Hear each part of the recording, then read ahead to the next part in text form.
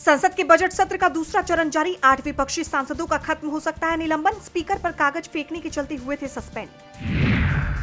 कर्नाटक के उप मुख्यमंत्री डीके शिव कुमार सांसदों के साथ करेंगे बैठक। दिल्ली के कर्नाटक भवन में होगी बैठक। कई मुद्दों पर की जाएगी चर्चा।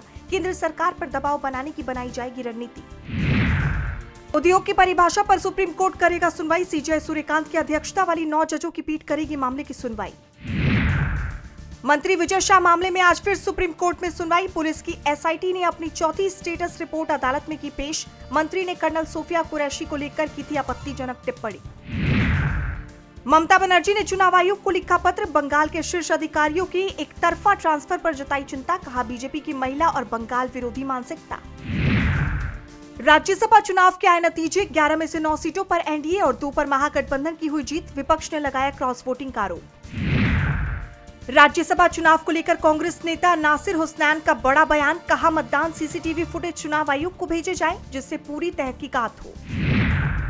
कांग्रेस नेता सचिन पायलट का बीजेपी पर करारा हमला। बोले अमेरिका के दबाव में आके देश की नीतियों के खिलाफ किया गया समझौता। बीजेपी को बताया किसान विरोधी।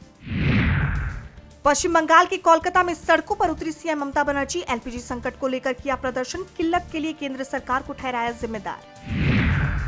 पश्चिम बंगाल चुनाव को लेकर आरजेडी नेता तेजस्वी यादव का बड़ा बयान। कहा जो बीजेपी को हराएगा हम उनका साथ देंगे। स्टेट ऑफ हॉर्मुज खोलने के लिए ईरान ने रखी शर्तें जिनमें प्रतिबंधों का खात्मा, गैर डॉलर व्यापार की मंजूरी और अमेरिकी सेना की वापसी है शामिल। मुश्किल में फंसे अमेरिकी राष्ट्रपति ट्रंप।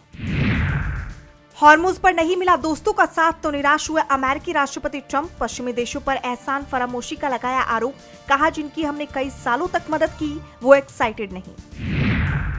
इजरायली हमले में चंद सेकंड के फर्क से बचे ईरान के supreme leader Mojtaba. The telegraph की रिपोर्ट में ईरानी अधिकारियों की लीक हुई बातचीत से हुआ खुलासा। मोज्तबा को पैर में आई चोट। गुरिल्ला युद्ध की तैयारी कर रहा पाकिस्तान। नेवल ड्रोन की फौज की विकसित। रूसी मीडिया स्पुतनिक की रिपोर्ट में हुआ दावा। पाकिस्तान का अफगानिस्तान के काबुल में बड़ा हमला। एयर स्ट्राइक में 400 लोगों की गई जान, 250 घायल। तालिबान बोला ये मानवता के खिलाफ।